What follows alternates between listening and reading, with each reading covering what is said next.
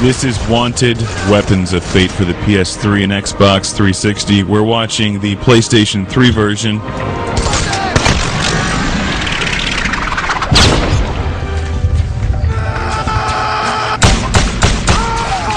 And as I've said repeatedly on this show, this style of duck and cover, hide and shoot, third-person shooter is not usually my favorite genre, because it always seems like you play the game like they want you to play it, not like you want to play it.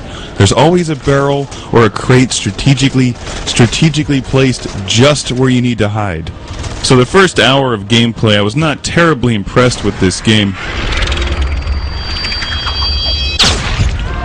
But after I started getting into it, I'm pleased to report that this game is above average. It's definitely playable, it's a lot of fun, and stylistically it's done very well. Also, technically, it's very solid. I didn't even realize this game was based off the movie until I was about halfway through it and remembered that whole curving bullet thing from the trailers, because the Wanted movie trailers made it look like the worst movie on Earth. But this game actually makes me want to watch the movie now, and the curving bullet thing seems like it would be ridiculous in a film, but it's great for a video game. I mean, it's really no different than throwing your glaive out in Dark Sector or using some sort of telekinesis. It's just a perfect tool for a shooter like this, although it does make the game a bit easy.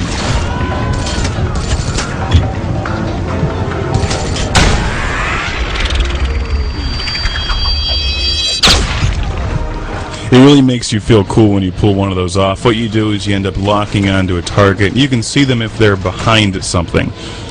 That's where you're really cheating in this game a bit, but you can then adjust your curve until it turns white, and then the bullet flies around and hits them. Sometimes you'll get a kill, other times you'll stun them, then they'll walk out, and then you can shoot them from there. You get the sense the whole way through the game that since this guy is the world's greatest assassin, there's obviously no way he's going to lose.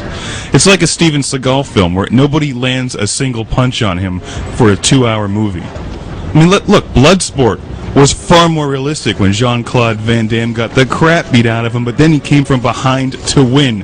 Or was that Kickboxer? I don't know, I always get the two confused. I know the girl from Highlander's in one of those movies. The main character in the game is Wesley. At the moment I'm playing as his father, Cross, and I'm not sure the designers understand how airplanes work. I think Passenger 57 has more realism than this scene. However, the airplane shooting scene that we're watching is one of the better scenes in the game. One of the better stages in the game. It's a lot of fun to play. I like the subtle knockoff of the British Airways logo. The fact that these airplanes can withstand a gunfight makes me feel safer flying in them if Bezalios Airlines was real.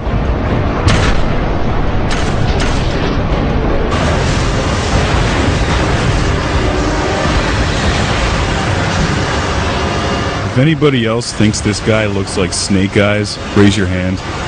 You can't see my hand right now, but it's raised.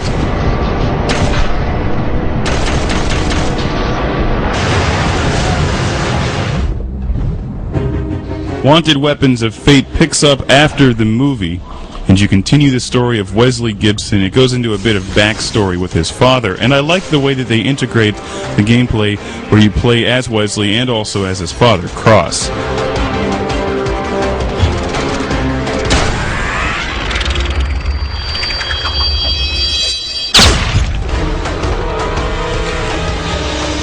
Yes, Wesley Gibson is very talented, but is he as talented as Wesley Crusher?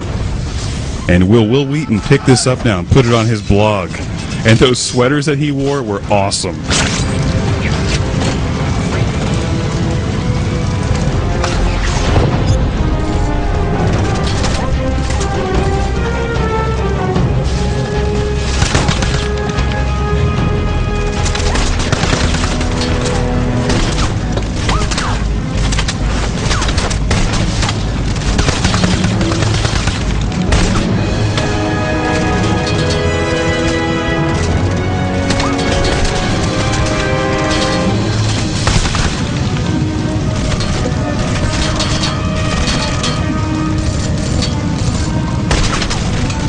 See on the top right of the screen, there's those bullets up there, and as you play longer, you get more of them.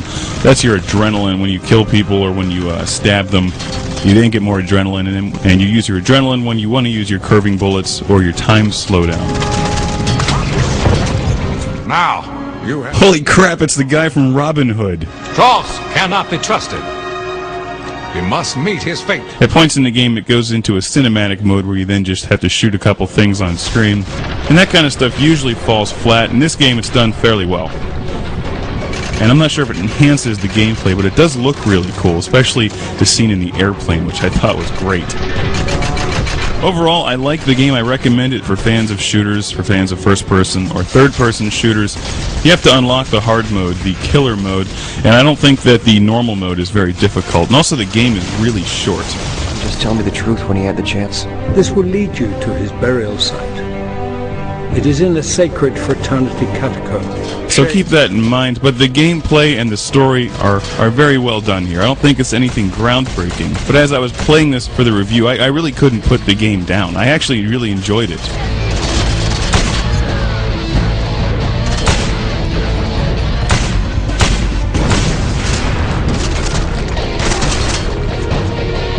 And another small criticism is the bad guys. They remind me of the guys in Rolling Thunder. Remember that side-scrolling arcade game? Where, you'd see a bad guy in yellow, there was a bad guy in blue, a bad guy in red and green and gray and so forth, and you knew what they would do and how many times you had to shoot them. There's really only a few different kinds of bad guys in this game. So if you see the guy in the hoodies, you just shoot him once in the head. You see the guy in the gray suit with the white hair, he takes a couple shots. There's the guy in the long cloak. The guys with the face masks run at you and you have to stab them. It's amazing how all the bad guys seem to shop at the exact same store, have the same haircut, and buy the same sweatshirt. But overall, I enjoyed Wanted Weapons of Fate and do recommend it for fans of shooters, whether you rent it or buy it. I'll leave that up to you, but it's a fun game.